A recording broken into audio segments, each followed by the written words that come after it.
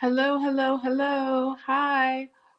How are you guys doing? Welcome to another session of Q&A with Dr. Mercy. I'm Dr. Mercy and I'm happy to be here. Happy Friday, happy Friday, happy Friday. Now, I wanted to do this live, but I had a lot of technical difficulties, and so I thought the best way to do it is to do it recording. So I'm going to go ahead and do this as a recording and then upload it today, hopefully. And I will also re-show this during my normal broadcasting hours. But unfortunately, due to technical difficulties, I had to revert to a recording.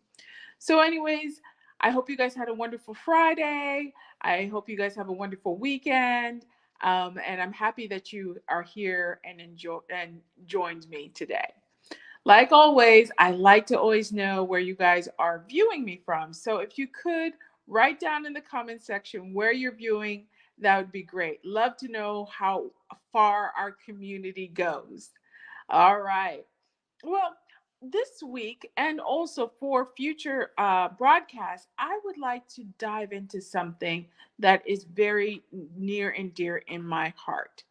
Um, from a practice standpoint, I want to be moving towards wellness and wellness medicine because I feel like prevention is always better than cure. And although I work as a hospital doctor and I treat a lot of people who already have the disease, my life's mission is to help in preventing these diseases so I don't have to see you in the hospital, but rather you can continue to enjoy life, enjoy it with minimal ailment to yourself. So I decided that this week we can start this series that I call 10 food ingredients to avoid. In the stores that we go to, more times than not, what's in the aisle is processed foods. And ideally, it's probably best that we avoid as much processed foods as possible. God produced natural foods and wholesome foods, and that's what we really need to stick to. And if I was to have a plate and I show it to you, majority of what is on your plate should be natural, minimally processed foods. But I mean, we live in the society we live in now, and our based on our taste buds, although we can train our taste buds, but based on the current taste buds that we have, a lot of the foods that we buy are processed. So if we're going to be eating a portion of processed foods, we might as well be very wise on what foods that we need to avoid based on the ingredients they have in them. So like I said, I decided to start this series 10 ingredients or 10 food ingredients to avoid. And today is going to be the first food ingredient, and that is high fructose corn syrup. Now, I know you may be like, some of you may know what it is. Some of you, this is the first time, uh, hearing about it, although it's probably not. It is an ingredient that is abundant in a lot of the processed foods that you see in the store. At least I want to say 70 to 80% of the foods that you see in the store contains a form of high fructose corn syrup or contains an amount of high fructose corn syrup. So this talk is to talk about exactly why is high fructose corn syrup something that we should totally avoid. If we don't avoid it, at least minimize in our diet. Let's dive in. Well, what is high fructose corn syrup and where do you see it a lot of times? Well, you see it in foods such as, muffins, such as brownies, such as ice cream, such as cookies. Essentially, you see it a lot in desserts, but you see it in other common foods as well that we normally eat. So the goal is to know where high fructose syrup is in your diet in the food that you buy, and if you can't avoid it, how to minimally avoid that in your daily consumption of food.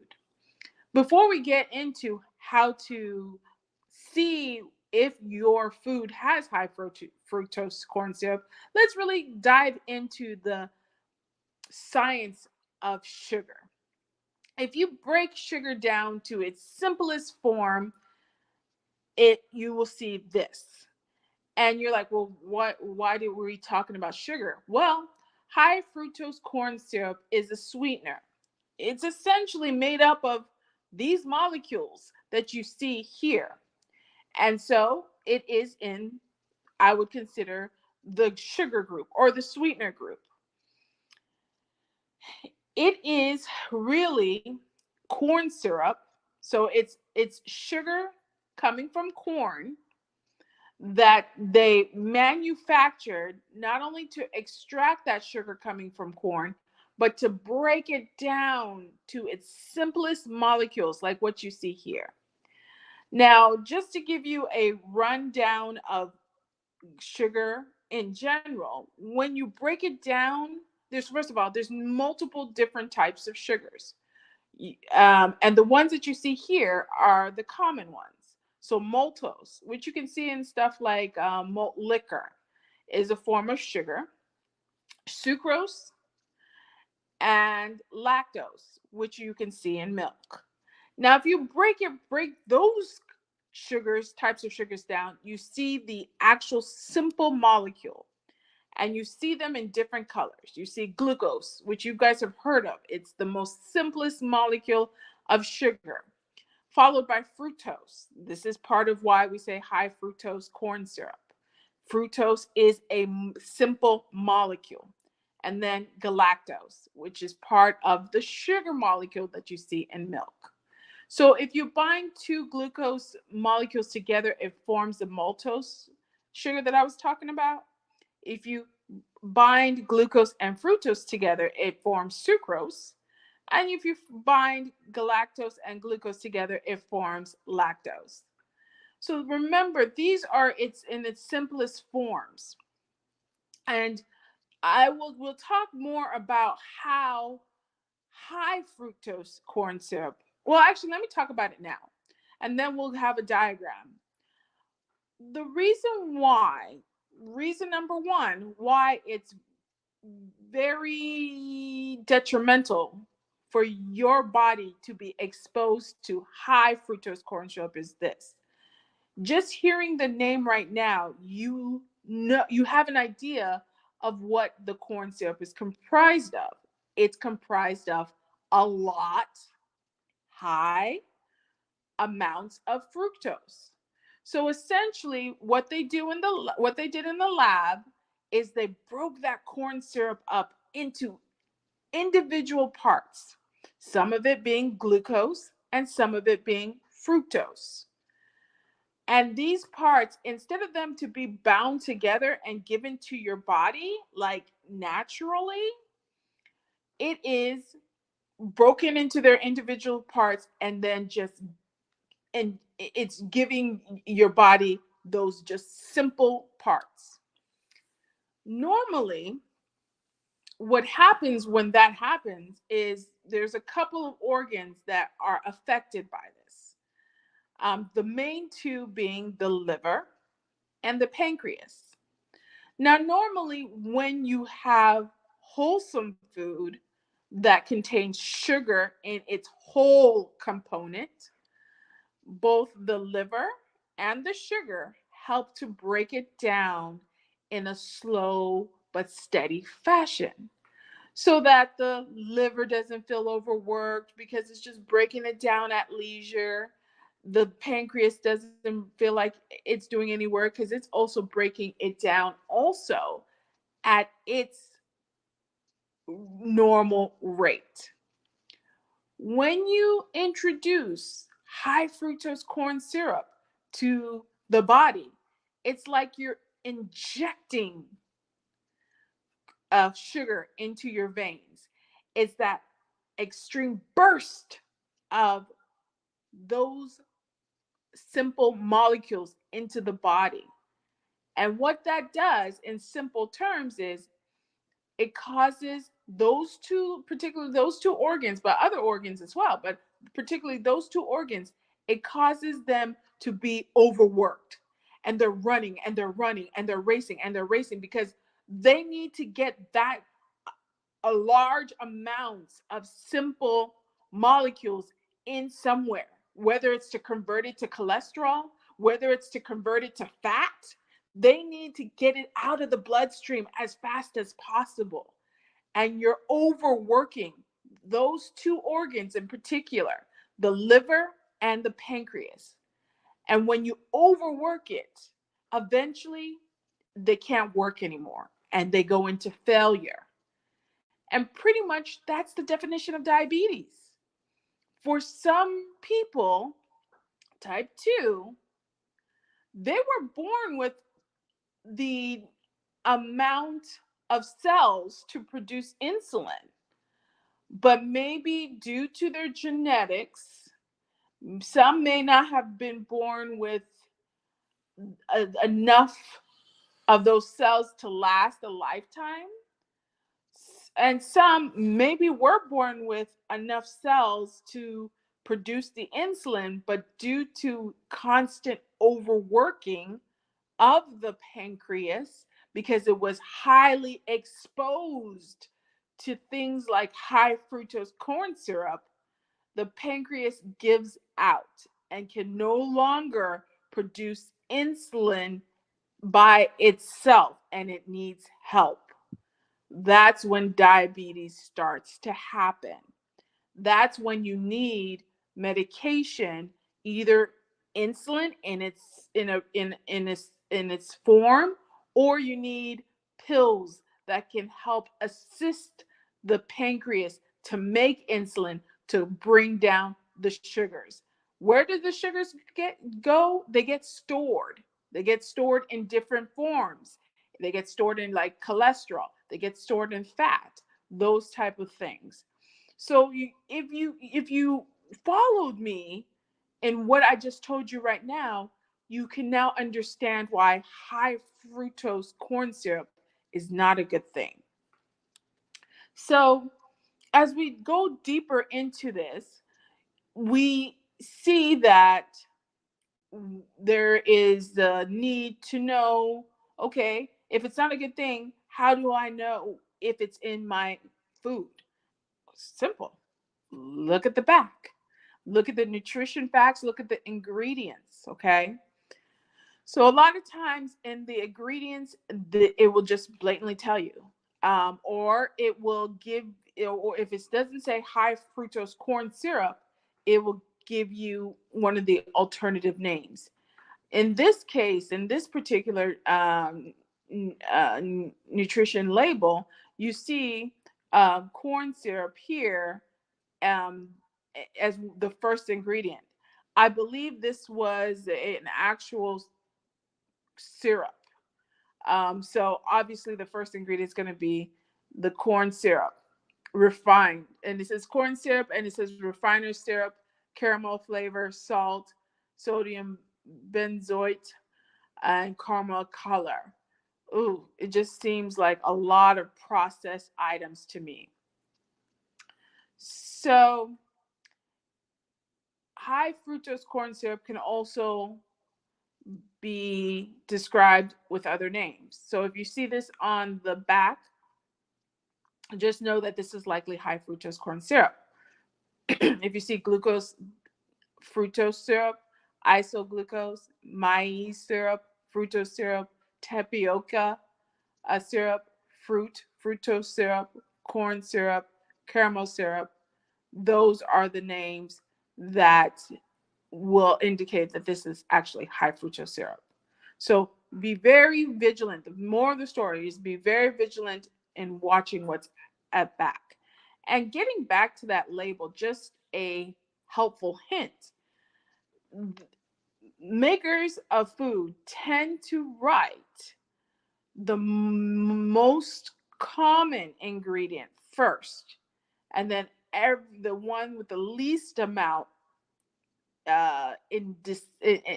least amount as last. So they tend to write in descending order. So typically, if you see the first maybe one, two, or three ingredients listed, those are usually the most common ingredient in that particular product. So this is a syrup. So not surprised, but the most common ingredient is listed there, which is corn syrup. Okay. So that's how you know, that should tell you, okay, this is just really full of corn syrup. A lot of times you see the first ingredient being water, or for some bakery goods, the first ingredient being wheat. But it's really, really, really important to start, if you haven't already, start looking at the back, start looking at those ingredients, start looking at the nutrition facts. And I plan on wanting to talk more in depth about the nutrition fact chart there, just to make sure everybody is all well acquainted what the nutrition facts really, information they really give you. But I divert. So, like I said, these are the list of ingredients that you can commonly see in products that pretty much are just saying high fructose corn syrup. So if you see any of this in the back of a product, just say, okay, that's pretty much high fructose corn syrup. So now we want to talk about what high fructose corn syrup does to the body. I explained it earlier, but we want to go a deep dive. So, like I told you, the main two um, organs that are affected is the liver and the pancreas. Although I don't have the pancreas here, it is one of those organs that are affected by, that are affected by having a lot of fructose or even glucose in this body system. So, in particular, when you have too much fructose, as you can see in the middle of this diagram, is a chemical structure of fructose. It's how fructose looks in, I guess, a microscope, or yeah, a microscope. If a very, very highly, highly sensitive microscope. If you have too much of fructose in your body, remember, I said that the body converts these simple glucose molecules or simple sugar molecules into something else to store it. So it could be fat, it could be cholesterol. It has to be stored. So when you have too much fat, what does that do? That fat has to be stored somewhere. So a lot of times it's stored where? Either in fat tissues that you see around your belly, and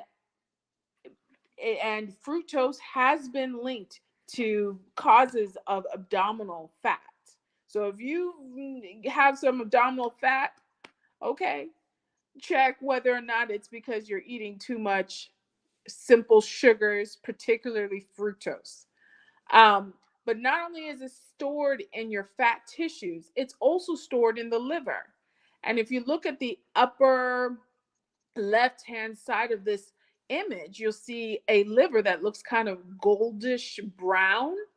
That is their way of showing a fatty liver. And when you have a fatty liver, it is termed in our medical community fatty liver, or another term, non-alcoholic fatty liver disease. It is another topic that if you guys want me to talk about, I can also talk about later on in the future. But essentially, it is a condition where, due to having a fatty liver, eventually your liver gives out and you go into liver failure, and it's almost takes you into a condition that's very similar to those who drink too much alcohol and pretty much lose their liver as a result of it. So this is not talked about a lot, but too much of glucose, too much of fructose can lead to this condition called fatty liver disease or non-alcoholic fatty liver disease.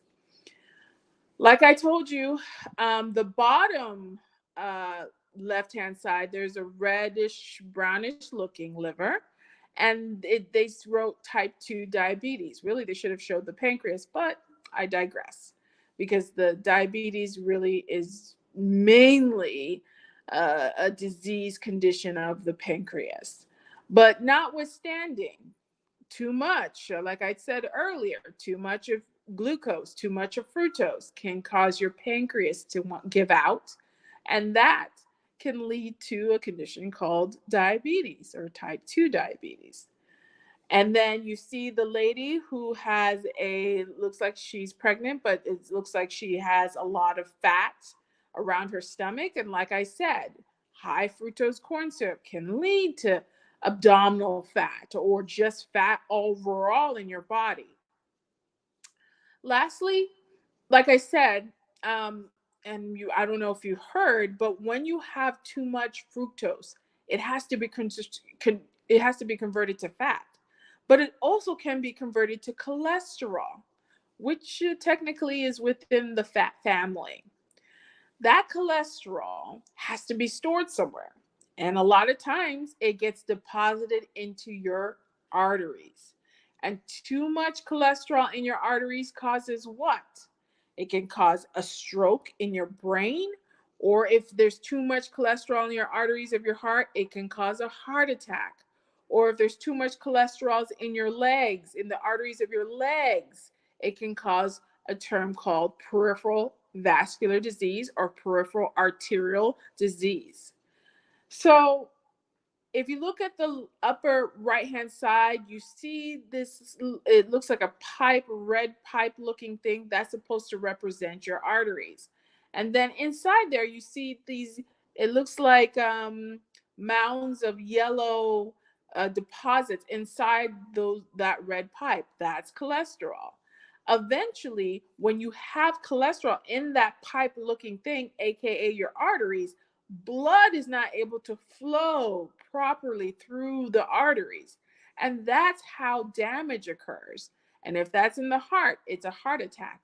If that's in a brain, it's a stroke. And like I said, if that's in the legs, it causes leg disease. If that's anywhere in your body, it causes damage to that organ. So this is why it's important to not have too much cholesterol in your body. And then lastly, too much high fructose corn syrup has been associated with high blood pressure, and that's due to multiple things. So the moral of the story: if you can avoid it, avoid it. If you can limit it, that's probably better to do. And so let me go back. I think so. Now, somebody may say, well, isn't fructose also seen in natural products? Yes, it is. Isn't it seen in things like apples and fruits? Yeah, it is. So are you saying that we shouldn't eat fruits? No, no, not at all. Even though fructose is seen in natural foods like fruits, okay, it's seen in a form that can be easily digested in the system. When you're eating a fruit like an apple, for example, you have other things that are in it. It's not concentrated fructose that's like pouring into your system. No, when you eat the fructose in an apple, you also have fiber there, you have vitamin there, you have minerals there. And so when you ingest that apple, the body is taking its time to break down all these things, including the fructose. So there is a slow but steady form of fructose entering into those organs like the liver and the pancreas. And they don't seem, and those two organs don't seem like they're being overworked by the amount of fructose that's in these fruits. And also because they're coming in not in its simplest form, but they're coming in with other things that need to be digested as well. And so it is a slow and steady rate instead of something pumped into you or injected into you. Okay, so and pardon the graphics, but it says high fructose corn syrup. So pretty much, what are the alternatives? What can you use in place of high fructose corn syrup? So here are some examples. Raw honey. Instead of buying, okay, instead of, putting high fructose corn syrup, into any recipe, try honey. Then you can have things like stevia.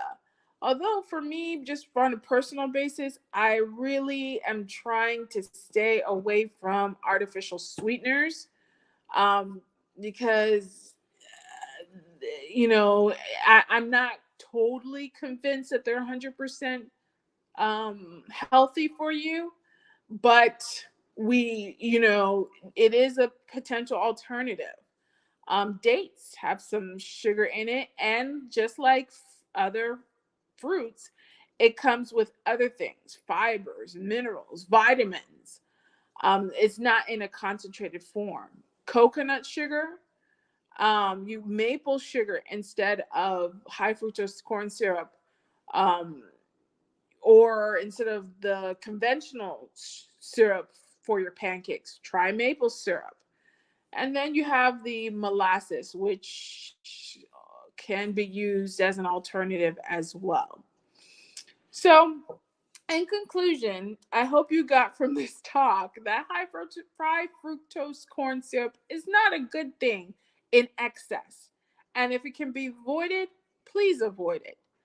But overall, unfortunately, high fructose corn syrup is in a lot of processed foods. So it should make you think, okay, how much processed foods am I consuming? And how much of this contains this ingredient?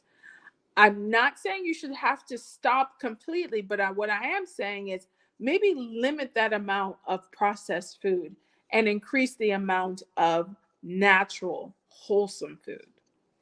Well, that ends this session of Q&A with Dr. Mercy. Thank you so much for joining me. Again, if you have any questions on this topic, or if you have any questions on other topics, or anything that you think that we should discuss, please make sure to write that down in the comment section. Even though this is not live, I will review it. Okay, you guys have a wonderful, wonderful rest of your night or day, and also have a wonderful week. And until next time, bye.